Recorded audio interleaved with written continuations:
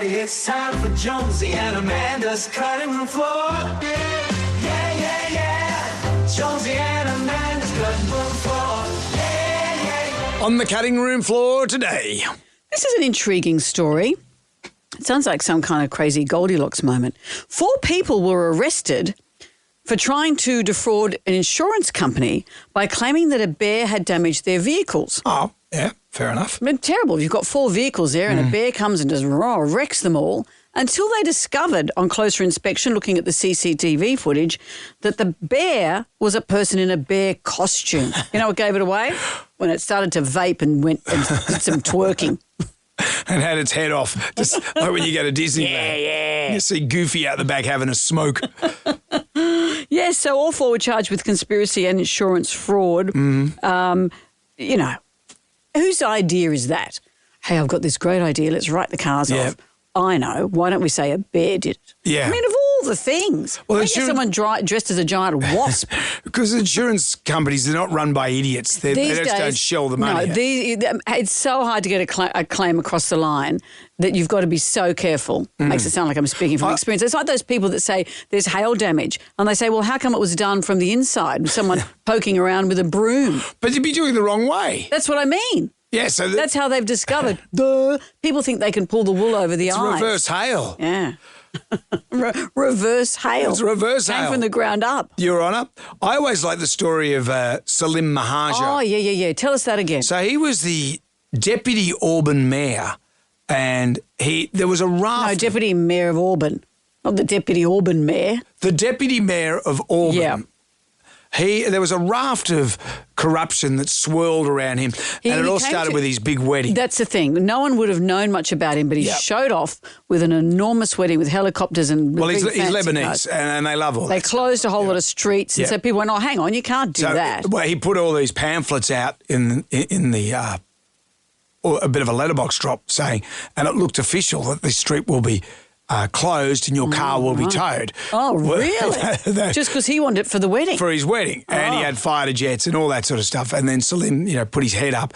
And the thing in Australia, we just don't like show-offs. So, good on you, mate. Keep it to yourself. And then what happened? Well, then there was a whole litany of trouble that surrounded him. And some development deals? Well, some people, they buy one of the Mahaja Towers, one of his property deals, and instead of getting a 3-bedroom townhouse, you're now getting a 2-bedroom townhouse because he decided to reduce the footprint of that. And then so he was in and out of court like nobody's business. Then one day he was on the way to court and that's something terrible befell him. To get out of a court matter, on an unrelated matter, by the way, he had an accident in his car.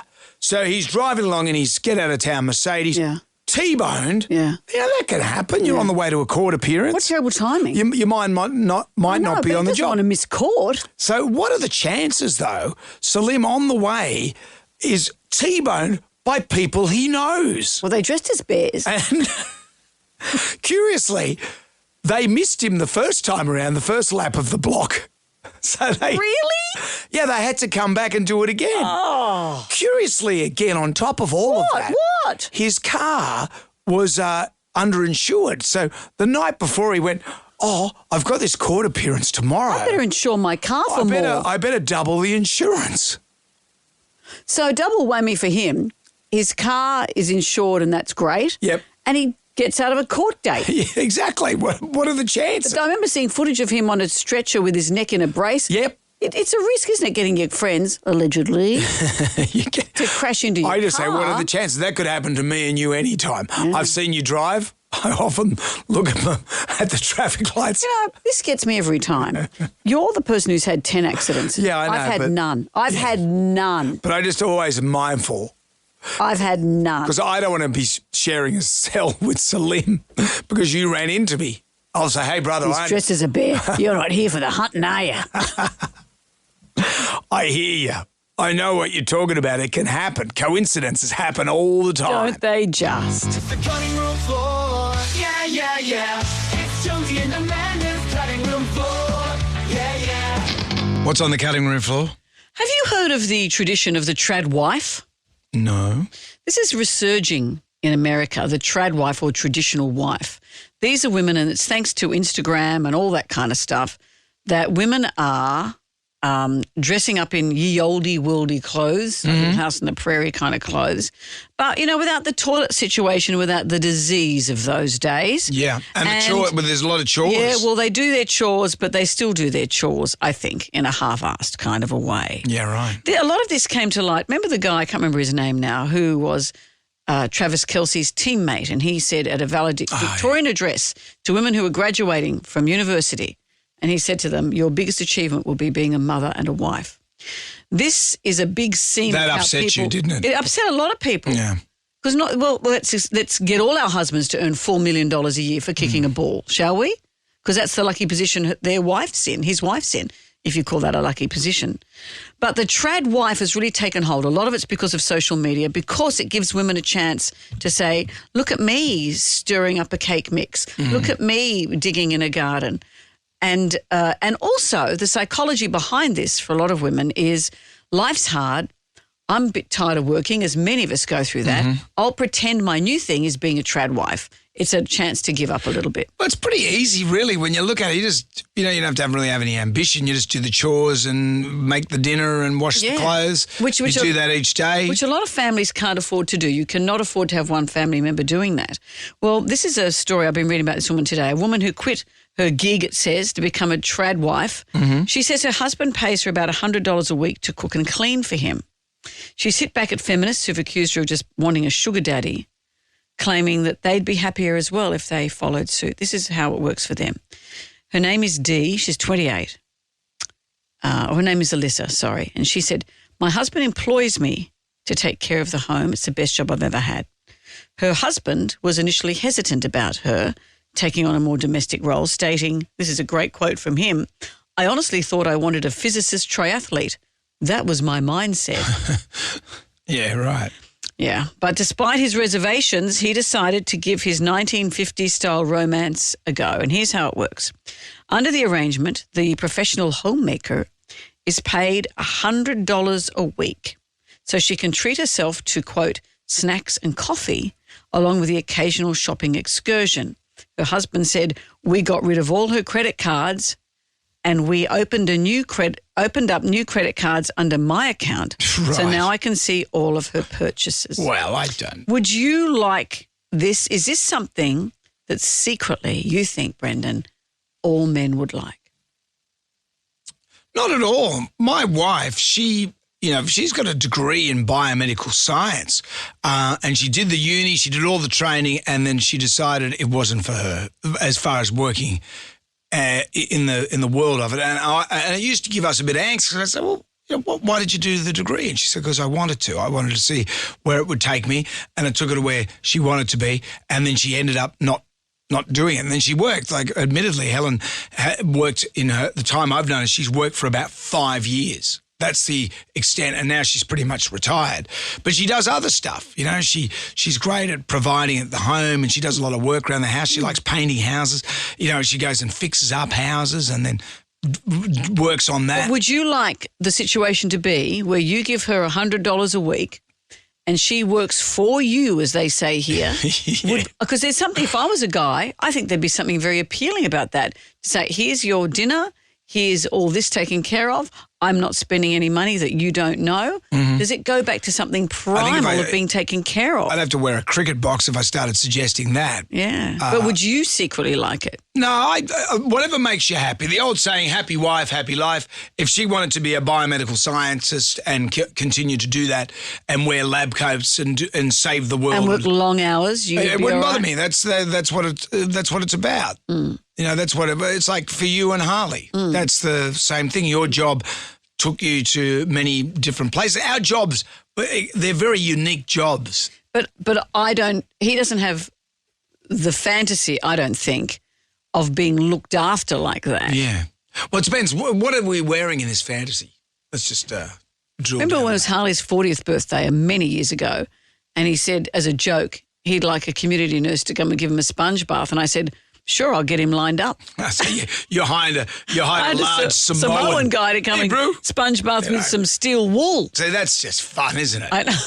But it's interesting that, many women look at this and think, well, that's dangerous. And also, what's hard about this is in the current climate in America, this is where all this trad wife stuff's happening. Yeah. Women are finding it harder and harder to break the glass ceiling. We've seen twice now that Americans would rather, a felon twice. Yeah. They voted for Donald Trump versus two strong women. They've voted Donald Trump the least likely candidate every time. Yeah, so Hillary and Carmela. Yeah, Kamala. Okay. Caramello Bear. Yeah. It doesn't matter now. Well, it still does. It still does. That at a time when women's health is being put on the back burner, where their reproductive rights are disappearing, it's a time for women to be out and loud, and yet women are getting smaller and smaller because of the climate there, I think. I don't think they're getting smaller and smaller. They've got more choice. Yeah, maybe that's true. Maybe they've got more choice, but I've seen a whole lot of women saying now is not the time to bail out. Now is a time when we need all hands on Shouldn't deck. it be just what makes you, whatever you like doing, if it works for you, just If do it it. works for you. But as influencers go, and this is all about influencing, this isn't about how people are actually living their lives. The people that are putting this on social media aren't actually Amish.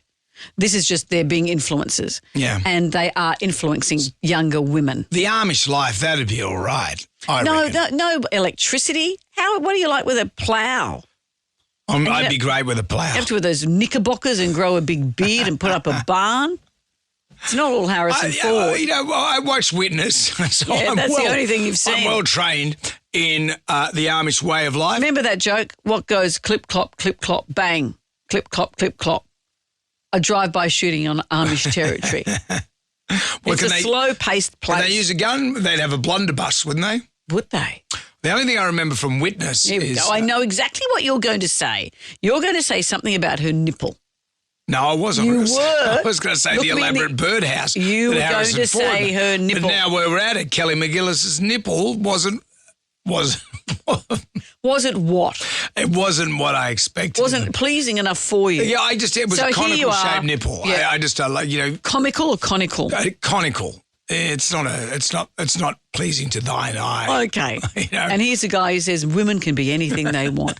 Just make your nipples attractive.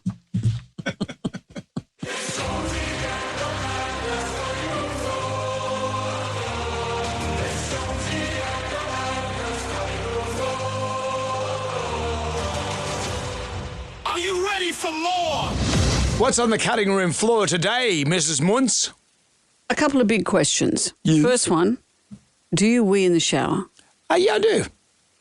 Do you know why they say it's bad? Something about spreading tinea and feet stuff. Well, probably that's true, but also, particularly for women who, have a weak bladder at the best of times, if you wee in the shower, it will train your body to want to let go when it hears running water. So you walk past a tap and you want to wee yourself. You'll go anywhere where there's running water. You'll see a rain shower on the TV and you'd have to go to the toilet. So it's bad Pavlov's dog associations. Okay. Well, now we bring us to But another... for men, I think it's probably the same, but women have weaker bladders, I think. well, I have no issue with it. How about this? And I wee in the shower every day since I was, I don't know, 3. Is it in the diary? 3.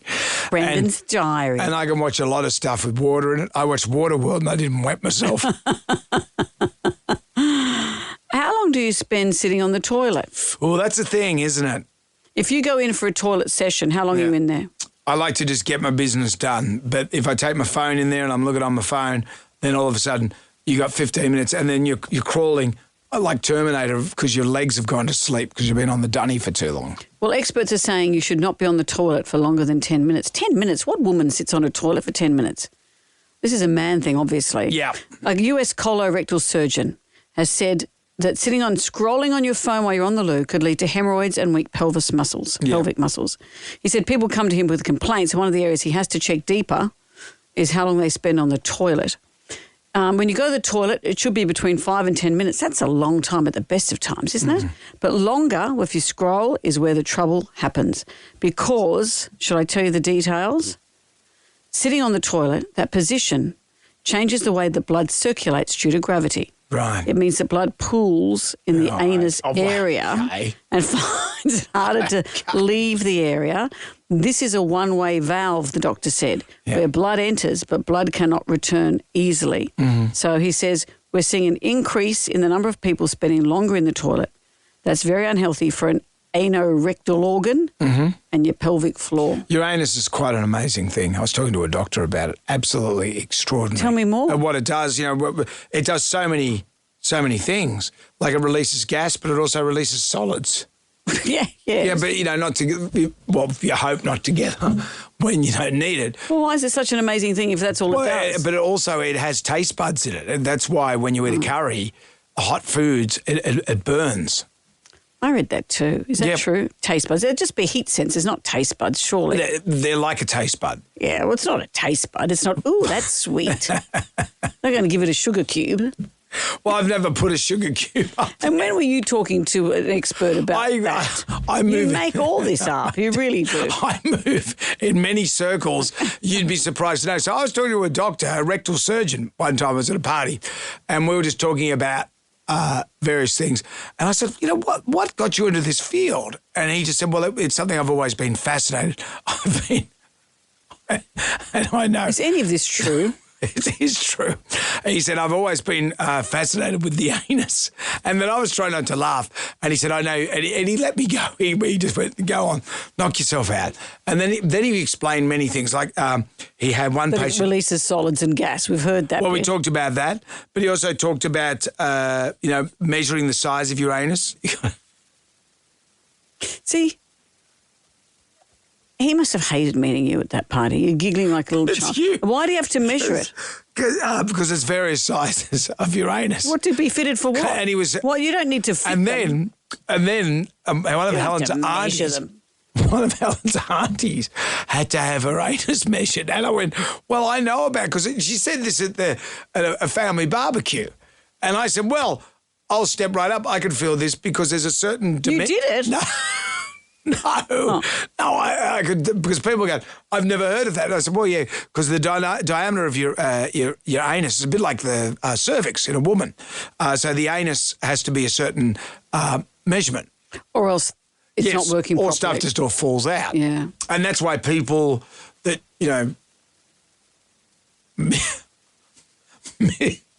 People who what? misuse their anus. What, use it as an umbrella stand? Yeah, but, putting things... I use it as an ashtray. Putting things that shouldn't be in there. That's why they lose that control. This is what the doctor told me. You must have had quite the dinner party conversation. And how big's yours? My anus, I haven't measured it. Okay. I'm happy to... you got the tape measure? There was a radio competition.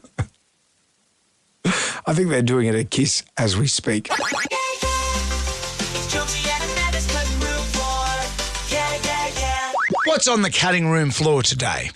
What about this story that was on the news last night? A Sydney woman has been charged with fraud over alleged crime syndicate claiming to be psychics. A crime syndicate? Yes, this has been going, they think, since 2006. This woman and some of her colleagues are part of a crime syndicate where they claim to be psychics. Mm-hmm. They've defrauded at least 4 victims out of large amounts of money and property. It's no big surprise as to how they do it. What they have done is lure their victims, I guess, by claiming to be psychics and give them information about their lives, encourage them to supply them with property and money.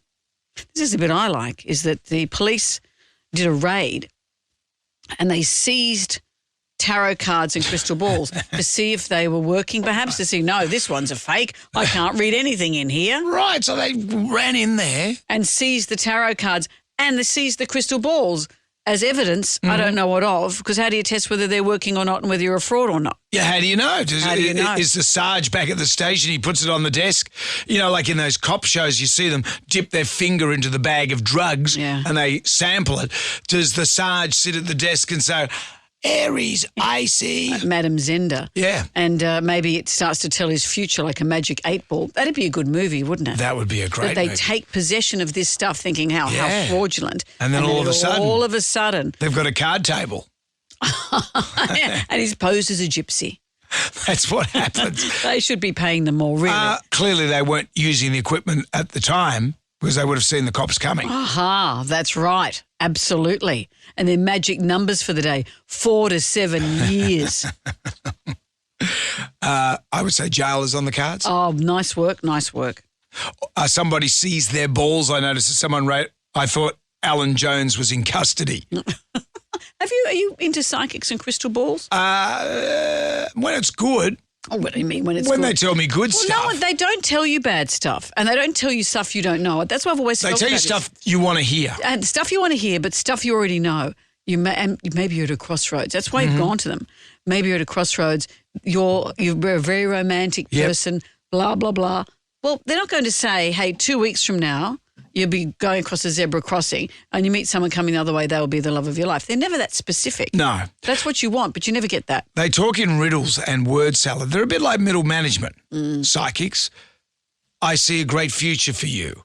I see you working with a handsome man. I see you having a long and fruitful career. I see you getting paid a lot of money. Who's hearing that? That is what your life is. That's reality. So why would I see a psychic? And who's the handsome man? Will he be walking across the zebra crossing with me about 3 hours from now? Hey, hey, hey, everybody, it's time for Jonesy and Amanda's cutting room floor. It's the cutting room floor, yeah. It's the cutting room floor, yeah. What's on the cutting room floor, Mrs. Muntz? Well, it's a story about confession. And I know you're a Catholic and you've been to confession. I'll tell you this story and you tell me if you think this is something good. Mm-hmm. A church in Switzerland is using an AI-powered Jesus hologram to take confession. So, due to these technological advances, worshippers at a church in Switzerland can speak directly to Jesus or an AI version of him. This is part of an art project called Due Machine. Is that how you say it? Due Machina? Yeah, it's like the God in a motorcycle machine. place. So they've installed an AI-powered Jesus to take confessions. 2/3 of people who spoke with AI Jesus came out of the confessional saying they'd had a spiritual experience. This might shock you, though. A couple of people thought it was a gimmick. No. Imagine this, a hologram Jesus goes on tour with a hologram Amy Winehouse and a hologram Tupac Shakur, and all the holograms just hang out. And no need for a backstage rider. You just switch off the overhead projector, dunk, Done. put it back in the box. This seems cynical to me. You've got done confession. I don't understand the nature of confession. You go in, say you're sorry, whether you are or not, and you're absolved. Is that how it works? Yeah. When I was a kid, probably the last time I went to confession, being a Catholic, you go exactly into the little room there, and the He knows you. He'd know your voice. No, I don't think so. The priest would sit on the other side of a mesh screen. Hello, my son. Get all the spilt tea. Whatever confession a 12-year-old kid would have. And I used to find that my confessions weren't really that exciting. So did you make them up? Well, I'd go in there and say, "Oh, yes, Father, I have sinned. I took the Lord's name in vain. I pinched one of my dad's cigarettes when I didn't." And what would I made that up. And he'd say, "Well, my son, smoking is not good for you. Perhaps you can spare me a craven, eh?" I think it's straight until your dad. But what would he absolve you? What would he say? And he'd say, say 5 Hail Marys and... and would you? And, yeah, you go and sit down in the church and you do your 5... you do 3 Hail Marys, because then that would give you something for confession next week. I see. Because you'd go back and say, well, last week you said to say 5. Would it feel better? Suddenly my mates were outside the church and we had to go because there was a dead possum up the road that we all had to go and have a look at. So I didn't have a good confession back then. These days, have I got some stuff to say? Would you feel more spiritually inclined if you're actually talking to a Jesus? Look, I think, when you look at it, it's a whole... It's a leap of faith either way. It is a leap of faith. If you go into the church and you're talking to the man... I think it'd feel better. He's a vessel for the Lord, according to the teachings. So if you spoke to a hologram, they could just say... It's a vessel for the Lord. You remember various apparitions of, from the Mother Mary. Remember at the beach at Coogee? Yeah. The Mary would appear at certain light, and a whole lot of people would go and put offerings there. Mm-hmm. It was a trick of the light. Yeah. Sorry to tell you, because it faded when and they've repainted the fence. And someone went and smashed up the fence and ruined it forever. Well, do not have false idols, says the Bible. That is true, and do not worship graven images. Yeah. And that's, Moses came down from the mountain with the tablets, and I've got a headache. And there's these people. They've made a giant golden calf, and they're all worshiping. He's like, hey, guys, have a look at this. I just put this in the... I've just written this. It took me ages to tap that in. Did you know how hard it is to chisel stuff into stone? But do you think that the AI Jesus would have manufactured, like a magic 8-ball, manufactured responses? Oh, yeah, right. You think? Because how would he talk? Shake him up. Shake him up. You're going to come into some good news. But it is a leap of faith. It is a leap of faith. It's all a leap of faith. And I hope I haven't offended anybody with what I've said today. And boy, do I have some good confessions now. So that's the thing. Part of me wants to go into the confession. Just to boast. Just say, hey, what about this, Father? Still stole one of my dad's smokes. The cutting room floor. Okay, kids, that's it for today. Come back tomorrow for more of Jonesy and Amanda's cutting room floor. Yeah, yeah, yeah. The cutting room floor.